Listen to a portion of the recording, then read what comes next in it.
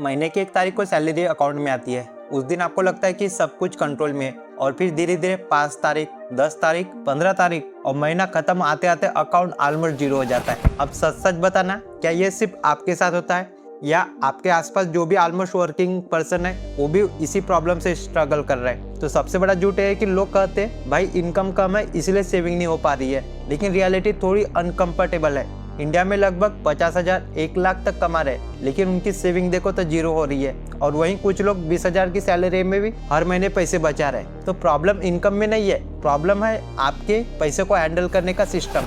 इस वीडियो में मैं आपको वो चीज़ बताने वाला हूँ, आपका पैसा एक्चुअल में कहाँ पर डिस्पायर हो रहा है और वो गलतियाँ जो आप डेली कर रहे हो और आपको पता भी नहीं है। और सबसे इम्पोर्टेंट बात, एक सिंपल सा सिस्टम जिससे आप चाहे 20,000 कमाओ या फिर 1 लाख, हर महीने आप सेविंग कर पाओगे।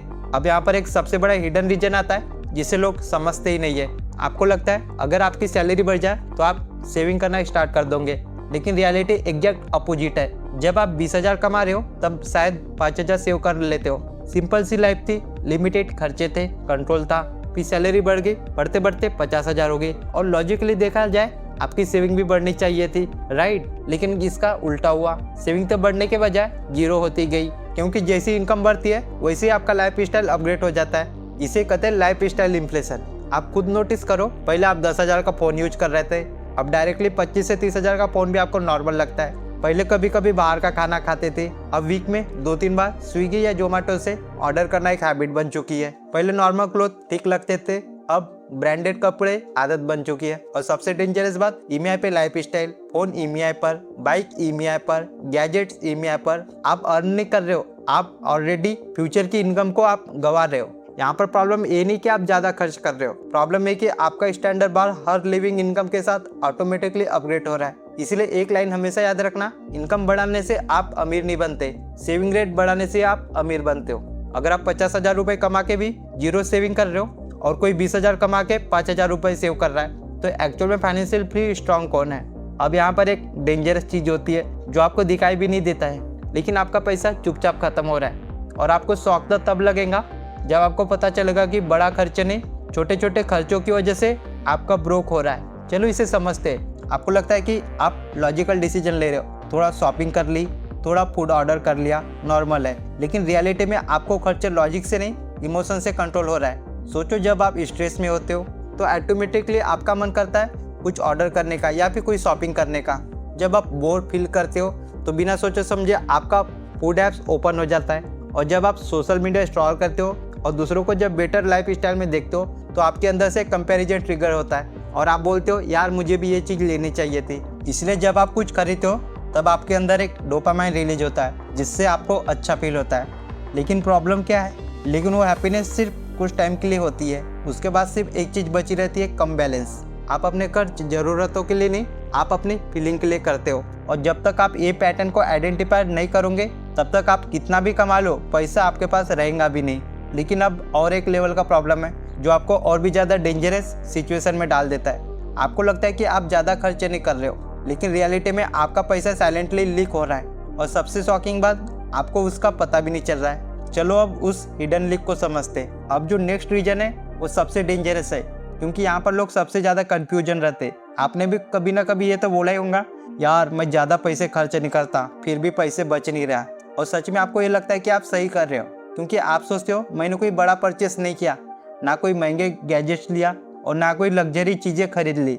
लेकिन रियलिटी क्या है, आपका पैसा एक बार में बड़ा अमाउंट नहीं जा रहा है, वो धीरे धीरे रोज़ थोड़ा थोड़ा करके लीक हो रहा है। सोचो, जैसे नेटफ्लिक्स, स्पॉटिफाई जैसे सब्सक्रिप्शन जो 199, 299 लगते हैं पर हर महीने साइलेंटली कट जाते, जिसका आपको यहाँ पर याद नहीं रहता पर पैसा कट चुका होता है। और सबसे कॉमन डेली 50-100 के छोटे छोटे खर्चे, चाय में, स्नैक्स में, रैंडम ऑर्डर्स, जो अब इतना तो चलता है बोल के इग्नोर कर देते हो। ये सब मिला के एक डेंजरस पैटर्न बनाते, मतलब छोटे छोटे खर्चे इतने नॉर्मल लगते हैं कि आप उन्हें सीरियसली लेते ही नहीं हो, लेकिन लॉन्ग टर्म में वही आपकी सेविंग डिस्ट्रॉय कर देते हैं। एक सिंपल कैलकुलेशन सोचो, अगर आप रोज 100 रुपये एक्स्ट्रा खर्च कर रहे हो तो महीने के हो गए 3,000, एक साल का हो गया 36,000। और ये बात यहाँ पर ख़त्म नहीं होती, अगर इन 36,000 रुपये आपने इन्वेस्ट किए होते तो आने वाले सालों में यही अमाउंट लाखों में कन्वर्ट हो सकता था। इसलिए बड़ा खर्च नहीं, छोटे छोटे खर्चे आपको गरीब बनाते हैं। और सबसे बड़ी प्रॉब्लम क्या है, आपको ये सब दिखाई नहीं देता, क्योंकि ये सब पीछे से होता है।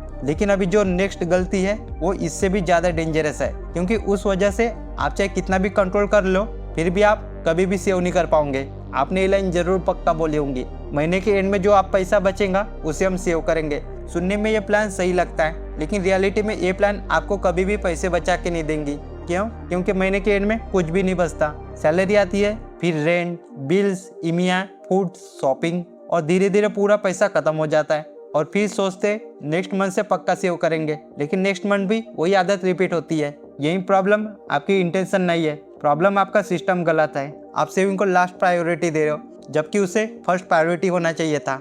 इसीलिए एक पावरफुल कॉन्सेप्ट है, पे यूर सेल्फ फर्स्ट। मतलब क्या है? सैलरी आती सबसे पहले अपना हिस्सा साइड में रखो, ना कि महीने के लास्ट का वेट करो। सिंपल सा रूल बनाओ, जैसे ही सैलरी आए 20 से 30% डायरेक्टली अलग अमाउंट में ट्रांसफर कर दो। जो पैसा बचेगा उसी से पूरे मंथ को मैनेज करो, क्योंकि सच ये है जो पैसा आप महीने के एंड में सेव करते हो वो कभी सेव होता ही नहीं है। जो पैसा आप स्टार्टिंग में साइड में करते हो सिर्फ वही रियल सेविंग होती है। और जब आप ये हैबिट बिल्ड कर लोगे तो सेविंग ऑटोमेटिकली हो जाएंगी। लेकिन अभी भी और एक यहाँ पर प्रॉब्लम है जो सब कुछ यहाँ पर खराब कर देती है। चलो अब उस फाइनल रीजन को समझते। अब लास्ट रीजन जो सबसे जड़ की प्रॉब्लम है, तो अगर आप इसे फिक्स कर लोगे तो 90% प्रॉब्लम ऑटोमेटिकली सॉल्व हो जाएंगी, और वो है नो मनी सिस्टम। सच ये है 90% लोग अपने पैसे को सीरियसली मैनेज नहीं करते। ना उनके पास कोई बजट होता है, ना वो अपने एक्सपेंसेस को ट्रैक करते, और ना उन्हें पता होता है कि उनका पैसा एग्जैक्टली कहाँ पर जा रहा है। बस सैलरी आती है और फिर पूरा महीना वो खर्च दिया, थोड़ा फूड, थोड़ी शॉपिंग, थोड़ा यूपीआई, थोड़ा ईएमआई, और एंड में सिर्फ एक ही सवाल, पैसा गया तो गया कहाँ पर। अगर मैं आपसे पूछूं कि लास्ट 7 दिनों में आपका एग्जैक्टली पैसा कितना खर्च किया, तो क्या आप बिना चेक किए बता पाओगे? शायद नहीं। और यही सबसे बड़ी प्रॉब्लम है। आप अपनी लाइफ के हर इंपॉर्टेंट चीज़ को प्लान कर दो, वो चाहे करियर हो, स्टडीज़ हो, फ्यूचर हो, लेकिन पैसे को ऑटोमेटिकली छोड़ देते हो। और जब पैसा बिना प्लान के चलता है तो वो कभी भी ग्रो नहीं करता, सिर्फ ख़त्म होता है। सिंपल सिस्टम बना सकते हो जिससे आप चाहे जितना भी कमाओ हर महीना सेविंग होंगी और फ्यूचर सिक्योर होगा। चलो इसे अब प्रैक्टिकल स्टेप बाय स्टेप समझते हैं। अब तक आपने जो भी समझा वो प्रॉब्लम क्या है। अब सबसे इंपॉर्टेंट पार्ट है सॉल्यूशन।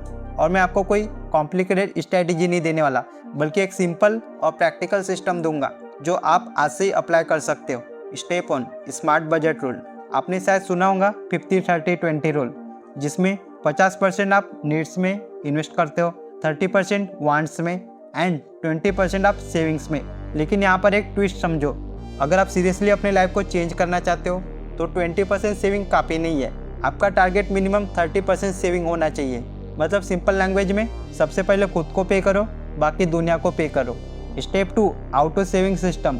सबसे पावरफुल हैक, जैसी सैलरी है तुरंत 20 से 30% पैसा आपका ऑटोमेटिकली एक अलग अकाउंट में ट्रांसफ़र हो जाना चाहिए, क्योंकि जो पैसा आपके मेन अकाउंट में दिखेगा वो खर्चा होगा ही होगा, और जो पैसा आपके सामने आएगा ही नहीं वो सेफ रहेगा। Step 3, 1 day rule. आपका सबसे बड़ा प्रॉब्लम क्या है? Impulse spending. इसको कंट्रोल करने के लिए एक सिंपल सा रूल फॉलो करो।